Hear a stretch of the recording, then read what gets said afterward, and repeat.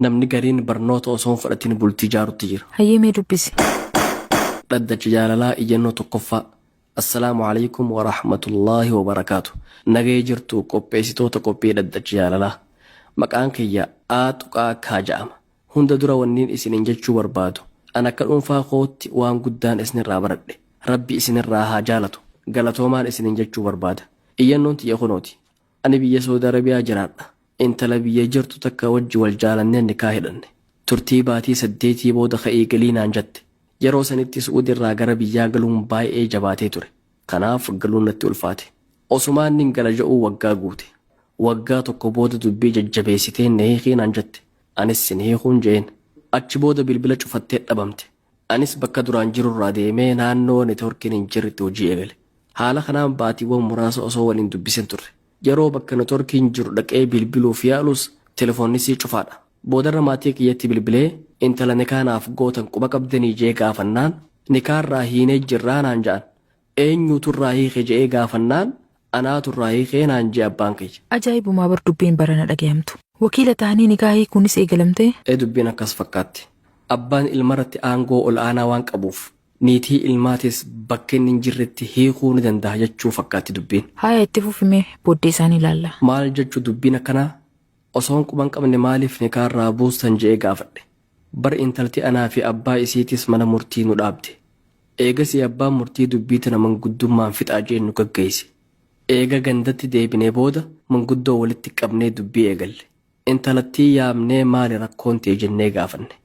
Maharii kiyyaa fi nafaqaa kiyya kannee fi qul'ii of godhuu fedhaa jette. Haala kanaan intala nikaarraa buusee galee je. Amma nikaan kun ni jiramu hin jiru. Eega abbaan kiyya jaartii tiyyarraa nikaa buuse booda amata tokko xumurree jirra. Intalti tun ammanatti deebi'uu barbaaddi. Maaliin godhuu qaba? Maali dubbi nama kofalchiiftu garte? Eegaa ammuma nikaa kanarraa buustan malee osoo jettu ammuma sitti deebi'uu fedha jetti. Bultiin bara kanaa tapha ta'utti jirtiin jeera. Akka hundattuu ati maal dhaamtaaf mee? Jara tokkotu umrii ijoollumaatiin bultii ijaaree wal rakkisa beeta. Gurbaa fi intaltillee ijoolleedha. Inni amata 17 ni dhihaata. Isiinis 15 caaltu. Osoo umriin hin bilchaatiin bultitti seenanii akkaataa wallaalan. Ganama galgala wal loluu malee gammachuun jidduu isaanii hin jirtu. Maali wanni isaa wal dhabsiisu? Waanuma hundaaf wal dhaban. Yeroo hunda wal dhabanii ollaan dirmatee walitti araarsaa oola. Maatiin isaa lameeniitis dhimma jaraa kanarraa hedduu yaaddawan. Booda irra kalaas nuti wal dadhabne addaan nu yaasaa jedhanii maatitti himatan. Maatiin araarsuuf yaaliin goone? Hedduu yaalii godhan. Sa'a dheeraadhaaf ta'anii haasawanii araarsuu yaalanis isaan lameenuu ni didan. Anamma booda isuma ijaan arguun fedhu jettisiin. Innis akkasuma jedha. Haaya. Dubbiin isaanii furmaata dhabnaan hayyee nikaa irraa buusi jedhaniin. Innis ummatuma duratti sihii kenne geetti jedheen. Haala kanaan dubbii isaanii fixanii biraa ka'an. Mee seenaa tanarraa maal barra? Hin dhumne hafe. Jaarsummatuu dhume malee dubbiin isaanii ammas ni hafti. Eega nikaan bu'ee booda maaltu hafere?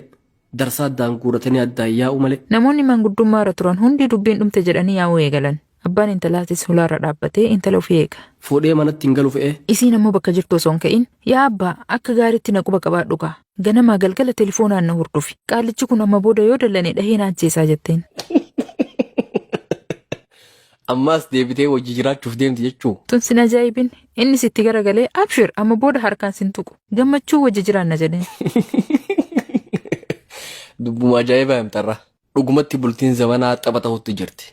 Rabbiin tana nurraa jijjiiru. Waan hafti gama abbaa murtii dabarsina. Dhaggeeffattoota keenya kabajamoo iyyannoon irraaf kurfeeffannettanumaa hayya.